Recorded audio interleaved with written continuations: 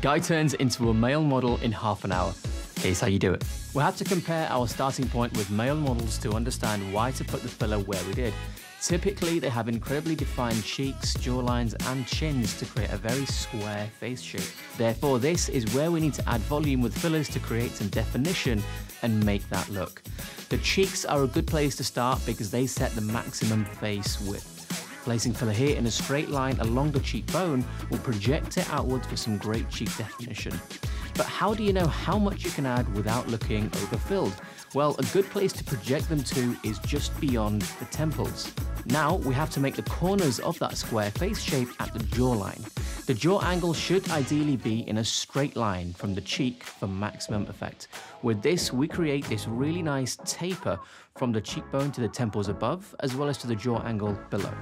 In women, this taper is more pointy in order to create a more heart-shaped face as opposed to square. So to get that masculine and male model look, we want to create the exact opposite of that. Once this jaw corner is projected out just less than the cheeks, we want to create some width on the chin for even more masculinity. But how wide do we go without looking like a blockhead? As a rough guide, we can make it around the width of the mouth or just less. The base of this chin should be quite flat when you're trying to achieve this manly look.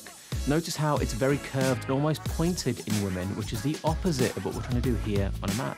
Once this chin is both wide and flat, we want the line from the chin to the jaw angle to be completely straight. This means adding filler along the jawline to create a lower border to the face that's incredibly straight. After that, every border of this face is as straight as possible and every angle is as razor sharp as possible.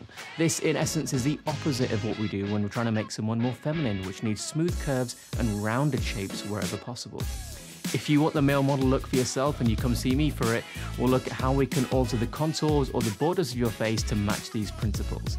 Once we do, when people see you, they'll automatically determine your facial features to be of alpha masculinity because of the way that we've evolved to recognize faces.